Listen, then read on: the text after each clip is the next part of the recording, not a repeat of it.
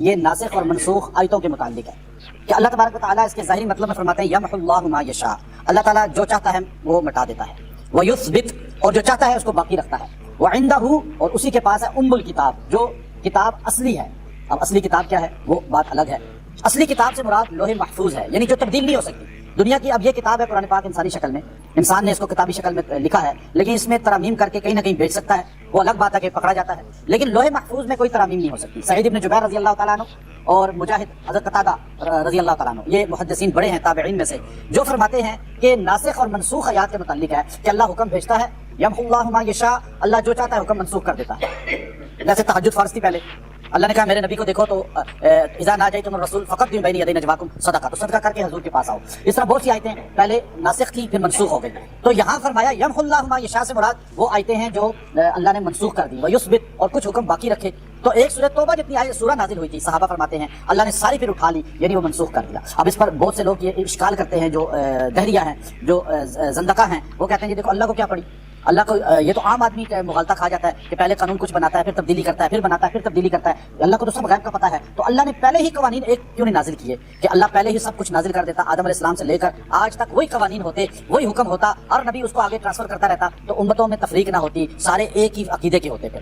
یہ غلط سوچ ہے دہریوں کی، اس لیے کہ حضرت مولانا عمر پالن پوری صاحب رحمۃ اللہ علیہ 1997 میں ان کا بیان سنا، خود بیٹھ کے میں نے سامنے، وہ ان کا آخری بیان تھا، اس کے بعد انتقال فرما گئے، اور وہ لسان التبلیغ تھے۔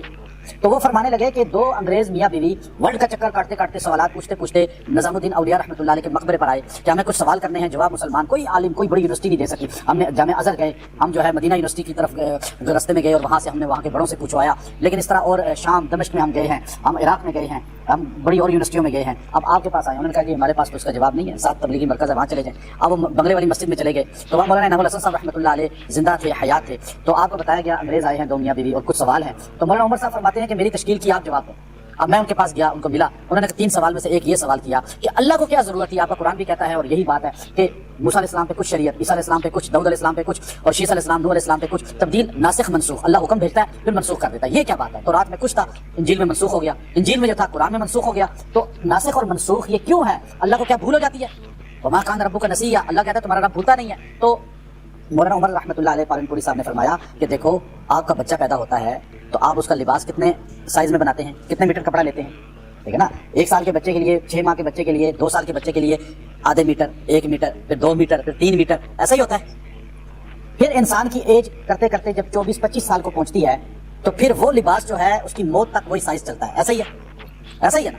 اب آپ دیکھیے اگر آپ 6 سال کے بچے کو 25 سال کا سائز پہنا دیں تو وہ عجیب لگے گا ہی نہیں، کہا جائے گا یہ تو عجیب پہنا دیا، درزی عجیب ہے اور اس کے ماں باپ بھی عجیب ہے۔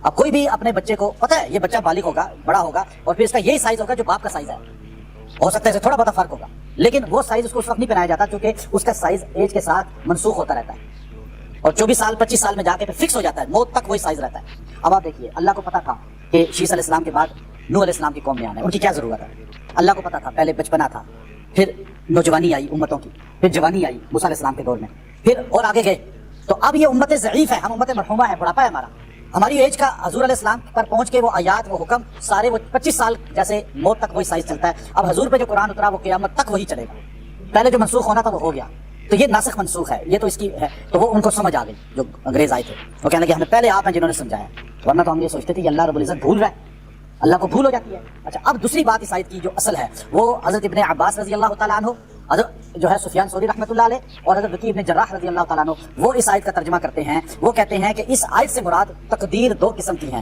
اللہ فرماتے ہیں یمحو اللہ ما یشاء، اللہ جب چاہتا ہے تو تقدیر میں سے کچھ چیزیں مٹا دیتا ہے، اور ویثبت، اور کچھ کو باقی رکھتا ہے۔ کیا تقدیر بدل سکتی ہے؟ انسان کہتا ہے جی میرے مقدر میں لکھا ہوا تھا کہ میں گمراہ ہوں گا تو مجھے کیا ضرورت ہے، میں جو گمراہ ہوا ہوں تو اللہ نے لکھا تھا نا، تو اللہ مجھے کیوں قصوروار کہتا ہے، گناہ مجھ سے ہونا تھا، تقدیر میں لکھا ہوا تھا، تو میں نے گناہ کیا تو اللہ مجھے کیوں مجرم کہتا ہے، تو میرے سے لکھا ہوا تھا یہ سارا کچھ ہونا ہے، تو اس میں میرا کیا قصور ہے؟ آپ کہتے ہیں نا کہ تقدیر لکھی ہوئی ہے تو تقدیر بدل نہیں سکتی، تو اس کا مطلب ہے یہ سارا کچھ لکھا ہوا تھا تو یہ ہو کے رہنا ہے، تو میرا کیا قصور؟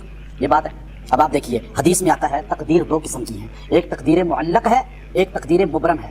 تقدیر معلق وہ ہے جو لٹکی ہوئی ہے، اس کا وہ آپ کی دعا سے، صدقہ سے، خیرات سے وہ تقدیر ٹل جاتی ہے۔ حدیث بخاری ہے صلہ رحمی سے بری تقدیر ٹل جاتی ہے. حدیث بخاری ہے ماں باپ سے حسن سلوک کرنے سے بری تقدیر ٹل جاتی ہے. حدیث مسند احمد کے اندر موجود ہے کہ جو انسان اپنے رشتہ داروں کے ساتھ حسن سلوک کرتا ہے اس کی بری موت ٹل جاتی ہے. جو انسان صدقہ دیتا ہے اس کی بری موت ٹل جاتی ہے. مسند احمد کے اندر حدیث ہے. ترمذی شریف کے اندر بھی حدیث موجود ہے. یعنی بخاری کے اندر مسلم کے اندر حدیثیں مختلف ہیں. تو پتہ چلا حدیثیں ایک ہوتی ہے تقدیر معلق جو لٹکی ہوئی ہے وہ ہٹ سکتی ہے. ایک تقدیر وہ ہوتی ہے مبرم، جیسے اللہ فرماتے ہیں وَعِندَهُ أُمُّ الْكِتَابِ، جو وہاں لکھا ہوا ہے اللہ کے پاس وہ اصلی کتاب میں وہ محفوظ ہے. یعنی وہاں جو تقدیر میں لوح محفوظ میں جو فائنل ہوتا ہے نا بندے کے ساتھ وہ لکھا جاتا ہے. ابھی بندے نے دعا بھی نہیں کی، اس بندے نے صدقہ خیرات بھی نہیں کیا، اس کے اندر صلہ رحمی بھی نہیں ہے، اس کے اندر حسن اخلاق بھی نہیں ہے، یہ صدقہ خیرات بھی نہیں کرتا، ماں باپ سے حسن سلوک بھی نہیں کرتا، رشتہ داروں سے بھی گالیاں لڑائی جھگڑے کرتا ہے اور بدتمیز انسان ہے، بد اخلاق انسان ہے، اب دنیا اس سے پناہ مانگتی ہے. تو اس کے بارے میں فائنل لکھ دیا گیا کہ اب اس نے یہ ہونا ہے اس کے ساتھ. وہ اصل ہے. اب ایک بندہ رو رو کے دعا کر رہا ہے تو اب آج اس کو آج حادثہ پیش آنا تھا کہ اس کا ایکسیڈنٹ ہونا تھا، اس نے مر جانا تھا یا اس کی ٹانگ ٹوٹ جانی تھی. اب حدیث بخاری اگر تم لمبی عمر چاہتے ہو تو لوگوں کے ساتھ صلہ رحمی کرو، معاف کرو، اچھا سلوک کرو، اخلاق سے بات کرو. یہ لمبی عمر ہو جاتی ہے اس سے، کیونکہ تقدیر معلق ہے. اب عمر بھی لمبی ہو جاتی ہے. اب اس کے بارے میں لکھا ہوا تھا آج اس کا ایکسیڈنٹ ہونا ہے، آج اس کی ٹانگ ٹوٹنی ہے، آج اس نے یہ کرنا ہے، لیکن اس نے صدقہ کر دیا، آج دعا کرنی شروع کر دی. تو فرمایا یہ چیزیں اس تقدیر کو ٹال دیتی ہیں. حضرت عمر رضی اللہ تعالیٰ عنہ اردن کی طرف گئے، شام کا علاقہ تھا پہلے، وہاں طاعون پھیلا تو طاعون میں لوگ فوت ہو رہے تھے. تو عمر کو پتہ چلا تو آپ نے کہا چلو واپس مدینے. تو عبادہ جراح رضی اللہ تعالیٰ کہنے لگے اتفروا من قدر اللہ، آپ اللہ کی تقدیر سے بھاگ رہے ہیں. آپ نے کہا اندر ہوتا تو پھر نہ نکلتا، طاعون میں ہوتا، لیکن میں باہر ہوں، میں اندر کیوں جاؤں؟ تو فرمایا میں تقدیر سے بھاگ نہیں، افروا من قضاء اللہ الی قدر اللہ، میں اللہ کی قضاء، اللہ کے فیصلوں سے اللہ کی تقدیر کی طرف جا رہا ہوں. یعنی اللہ نے کہا ہے کہ اندر ہو وبا میں تو وہاں سے نکلو نہ، اور باہر ہو تو اندر داخل نہ ہو، یہ اصول ہے. تو افروا من قضاء اللہ الی قدر اللہ، میں اللہ کی قضاء سے اللہ کی قدر کی طرف جا رہا ہوں، یہ آپ نے فرمایا.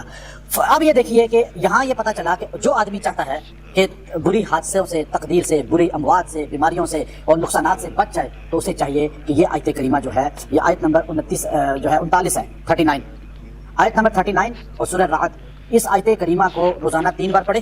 یمحو اللہ ما یشاء ویثبت وعندہ ام الکتاب، 3 بار پڑھ کے دعا کرے روزانہ کر لے. اللہ اس دن اس کو ہر برے حادثے سے، موت سے، نقصان سے، ہر چیز سے بچا لے گا. یہ آیت کریمہ سب سے جامع ہے تقدیر کے متعلق، اور اللہ اس کی حفاظت بھی فرمائیں گے. وآخر دعوانا الحمدللہ رب العالمین.